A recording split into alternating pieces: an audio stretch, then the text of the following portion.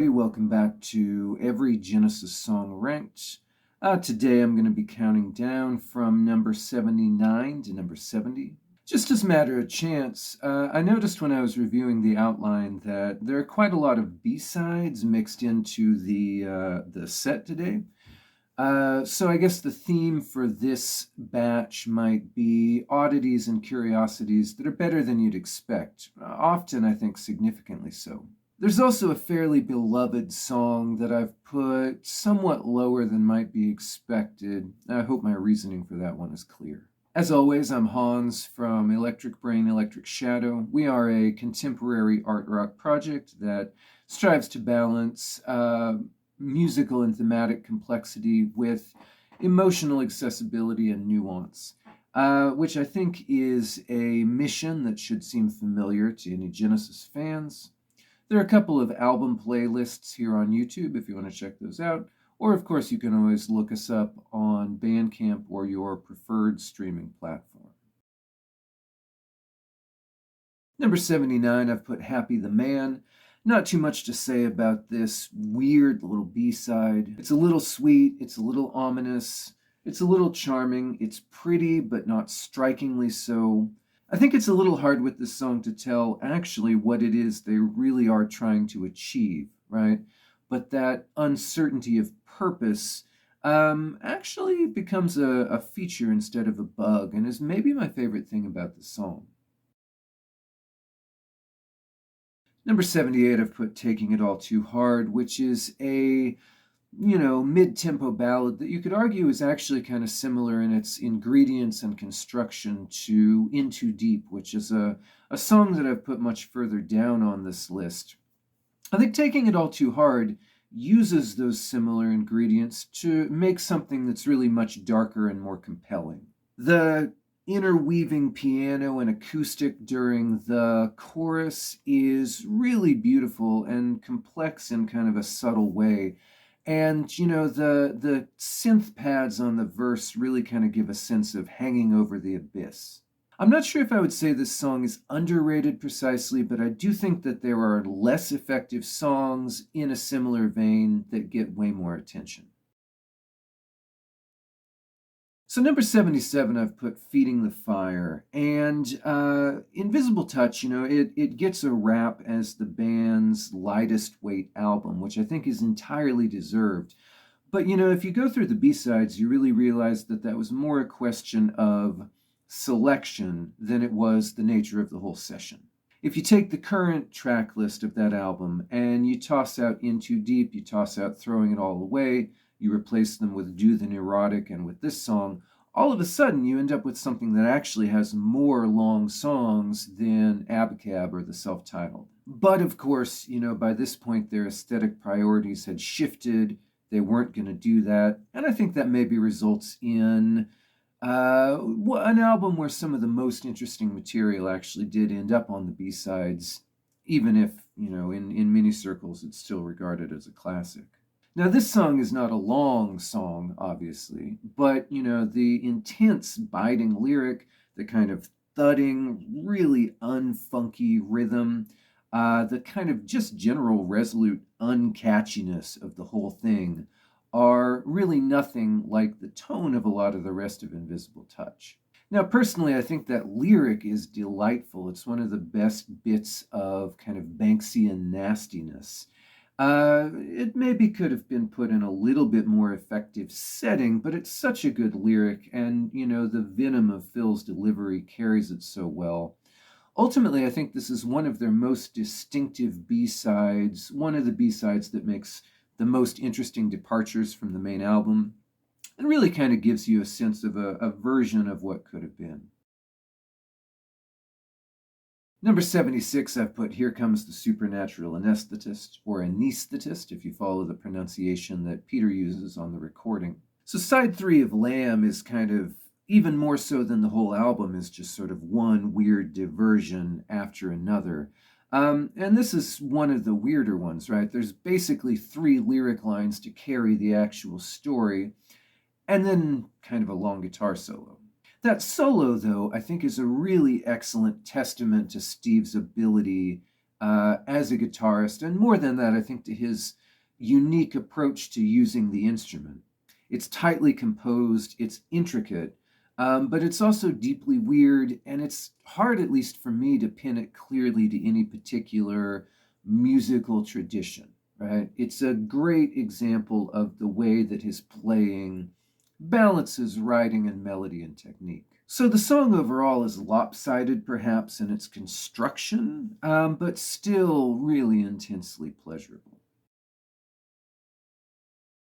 Number 75, I've put I Know What I Like. And, I mentioned when I began this that the ranking would be partly determined not just by the quality of the studio version, but how the song sat within the live albums and the history of performance, right? This is their first pop hit.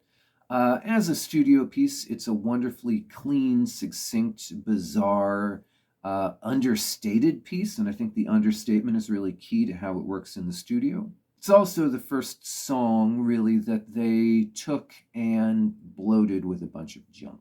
As much as I love, Seconds Out, you listen to the versions of it that Phil did live after Peter left, and the result basically is, Gabriel wrote this really deft lyric full of dense kind of allusions and innuendos, and Phil just kind of sounds like he's never really even thought through all the details of it. And the tambourine dance is a beloved piece of Genesis history, which on a live album just kind of sounds like an audience randomly cheering at nothing.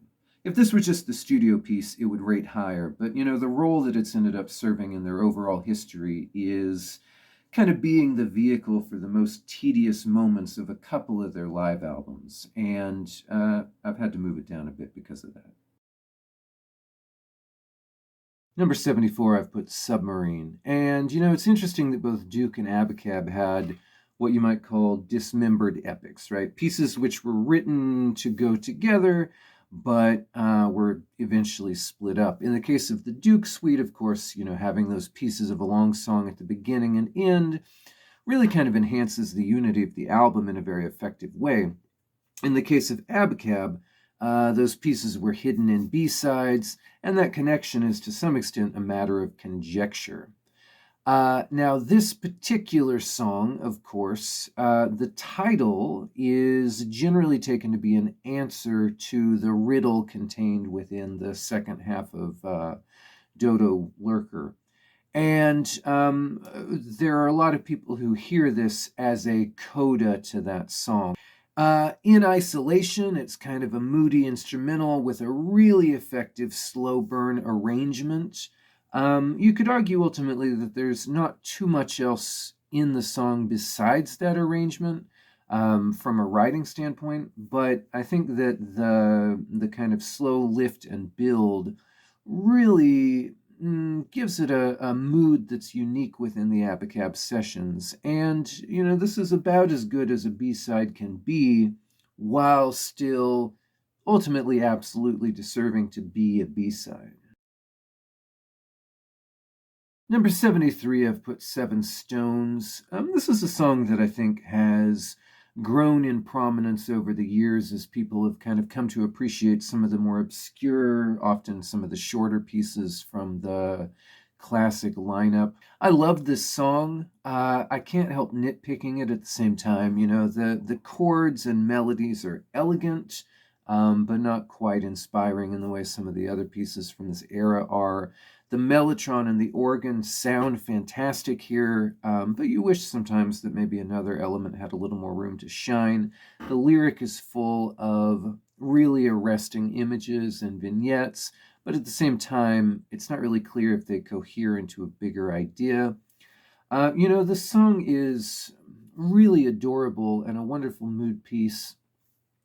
It's hard for me also not to spot a few flaws in it that keep it from succeeding at the same rank as some of the other stuff from this time. Number 72, I've put The Battle of Epping Forest. Of all the classic epics, this is maybe the lumpiest, it's maybe the most awkward. Most of the longer epic Genesis songs use context to enhance the impact of an individual section, right? So something like, Lover's Leap is really beautiful on its own, but it's more effective when it is serving as a prelude to a larger piece, right? This song is the opposite of that, I think.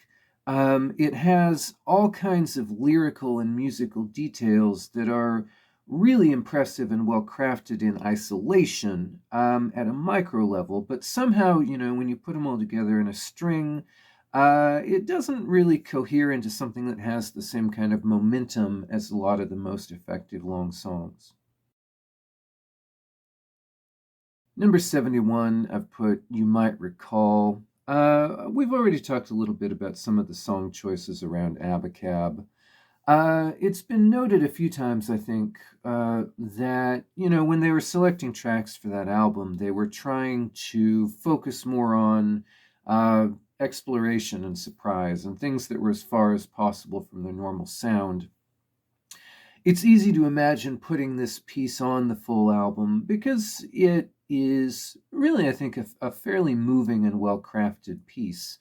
But it, on the other hand, the kind of, again, the sort of momentum and the build of it ties the construction of it a little bit back to some older stuff. It's once again a really neat song that deserves, I think, a reputation in the canon, even though ultimately I do understand why it ended up as a B-side. At number 70, I've put No Reply at All. This is, I think, one of the better examples of an intelligent 80s pop song, not just from this band, but, just in general, really. The horns get a lot of attention, but I think maybe even too much is made about them in discussing the song. They're a novelty, but, there are a lot of other really interesting things here that might sometimes get overshadowed in people's conception of the song by the horns, right? The arrangement is very dynamic, it's very active, but it's not distractingly busy. This is a song where they've gotten really good at using a surprisingly complex arrangement to support a straightforward song. And, the lyric kind of pulls this trick where basically an inattentive lover is kind of spun up into cosmic isolation, right? And there's just enough sadness, there's just enough melancholy in the melody, in the chords to support that sense of scale. And it's maybe a bit underrated as an effective piece, in spite of the success that it had. All right, that's it for today. Thank you, everybody, for your time and attention, and I'll see you again in a couple weeks. Not sure what order the uploads will end up in. I try to alternate this series with other topics, but I don't know for sure if I'll have other things prepared, so I might have a string of these in a row. All right, have a good day.